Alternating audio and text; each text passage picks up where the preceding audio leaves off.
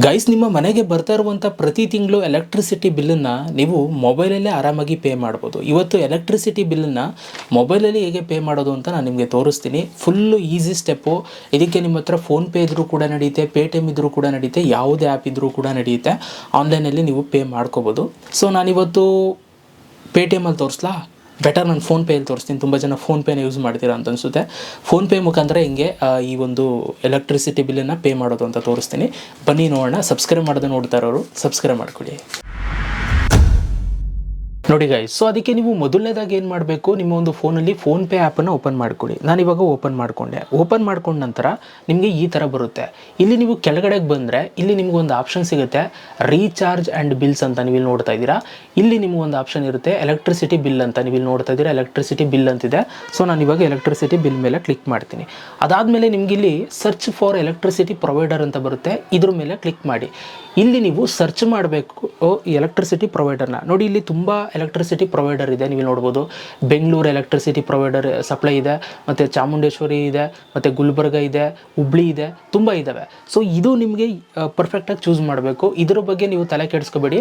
ನಿಮ್ಮ ಒಂದು electricity bill ಇರುತ್ತಲ್ಲ, ಅದ್ರ ಮೇಲ್ಗಡೆ ಟಾಪಲ್ಲೇ ಇರುತ್ತೆ. ಸೊ ನಿಮ್ಮದು ಯಾವ ಸಪ್ಲೈ ಅಂತಂದ್ಬಿಟ್ಟು. ಸೊ ನಮ್ಮದು ಚಾಮುಂಡೇಶ್ವರಿ ಎಲೆಕ್ಟ್ರಿಸಿಟಿ ಸಪ್ಲೈ, ಹಾಗಾಗಿ ನಮ್ಮದು ಸೆಸ್ಕಾಮ್ ಆಗಿರೋದ್ರಿಂದ ನಾನು ಇದನ್ನು ಸೆಲೆಕ್ಟ್ ಮಾಡ್ತೀನಿ. ಓಕೆ, ಸೊ ನೀವು ಇಲ್ಲಿ ಟೈಪು ಕೂಡ ಮಾಡ್ಬೋದು. ಹೆಸರು ಇವಾಗ ಚಾಮುಂಡೇಶ್ವರಿ ಅಂತ ನೀವು ಇಲ್ಲಿ ಟೈಪ್ ಮಾಡ್ಬೋದು. ಚಾಮುಂಡೇಶ್ವರಿ ಅಂತ ಟೈಪ್ ಮಾಡಿದ್ರೆ ನೋಡಿ ಇಲ್ಲಿ ನೀವು ಬರುತ್ತೆ ಆಪ್ಷನ್ನು. ಸೊ ಇದನ್ನು ನೀವು ಸೆಲೆಕ್ಟ್ ಮಾಡ್ಕೊಳ್ಳಿ. ಅದಾದಮೇಲೆ ನೆಕ್ಸ್ಟು ನಿಮಗೆ ಅಕೌಂಟ್ ಐ ಡಿ ಅಂತ ಕೇಳುತ್ತೆ. ನೀವು ಇಲ್ಲಿ ನೋಡ್ತಾ ಇದ್ದೀರಾ, ಅಕೌಂಟ್ ಐ ಡಿ ಕೇಳ್ತಾ ಇದೆ ಇವಾಗ. ಸೊ ಈ ಅಕೌಂಟ್ ಐ ಡಿನ ನೀವು ಇಲ್ಲಿ ಹಾಕಬೇಕು. ಈ ಅಕೌಂಟ್ ಐ ಡಿನೂ ಕೂಡ ನಿಮ್ಮ ಒಂದು ಎಲೆಕ್ಟ್ರಿಸಿಟಿ ಬಿಲ್ಲಲ್ಲಿ ಟಾಪಲ್ಲೇ ಇರುತ್ತೆ ಮೇಲ್ಗಡೆ. ಅದನ್ನು ನೋಡಿಕೊಂಡು ನೀವು ಇಲ್ಲಿ ಟೈಪ್ ಮಾಡಿ ನೆಕ್ಸ್ಟು ಇಲ್ಲಿ ಕನ್ಫರ್ಮ್ ಅಂತ ಕೊಡಿ. ನೋಡಿ, ನೆಕ್ಸ್ಟು ನಿಮಗೆ ಈ ಥರ ಬರುತ್ತೆ. ನಿಮ್ಮ ಒಂದು ಕಸ್ಟಮರ್ ನೇಮ್ ಬರುತ್ತೆ, ಮತ್ತು ಬಿಲ್ ನಂಬರು, ಬಿಲ್ ಡೇಟು ಎಲ್ಲವೂ ಕೂಡ ಬರುತ್ತೆ. ಮತ್ತು ಎಷ್ಟು ನೀವು ಪೇ ಮಾಡಬೇಕು ಅನ್ನೋದು ಕೂಡ ಅಮೌಂಟ್ ಇಲ್ಲಿ ತೋರಿಸುತ್ತೆ.